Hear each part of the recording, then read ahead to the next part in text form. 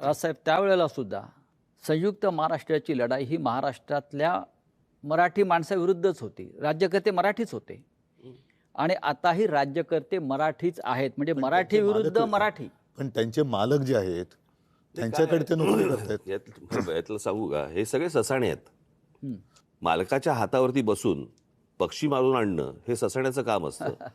इथे हे मालकाच्या हातावरती बसून आपलीच माणसं फोडणं हे आत्ताच्या लोकांचं काम आहे. म्हणजे स्वकीयांचा घात करणं हे फक्त पक्षांमध्ये नसून राजकीय पक्षांमध्ये पण तेच चालू आहे. आणि तीच कृती आता सगळी सुरू आहे. आपल्याच लोकांकडनं ह्या गोष्टी करवून घ्यायच्या. कसं आहे, मराठी म्हणून तुम्ही एकत्र आलाच नाही पाहिजेत.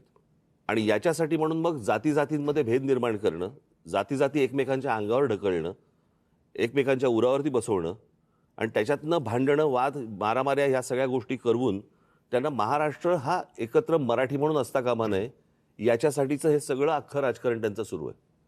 आपण एकत्र आलेला आहात, महाराष्ट्राला आनंद झाला, मराठी माणूस एकवटला.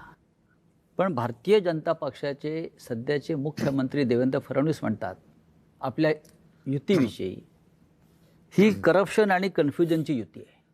यांचा सगळ्यांचा डोलारा जो आहे ना, या सगळ्यांचा डोलारा हा नरेंद्र मोदींवरती अवलंबून आहे.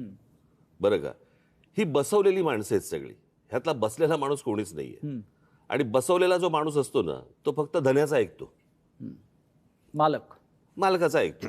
त्याच्यामुळे मालक जे सांगेल त्याप्रमाणे काम करायचं, त्या सगळ्या गोष्टी करायच्या. त्याच्यामुळे मला काही त्यांच्या बोलण्याला काही लॉजिक आहे असं मला वाटत नाही. आणि भ्रष्टाचाराच्या गोष्टी तर फडणवीसांनी करूच नाहीत ना.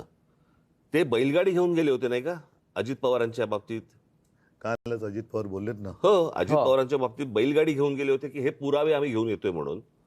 मग आता म्हणतायत की कोर्टात केस चालू आहे. अरे मग द्या ना ते पुरावे.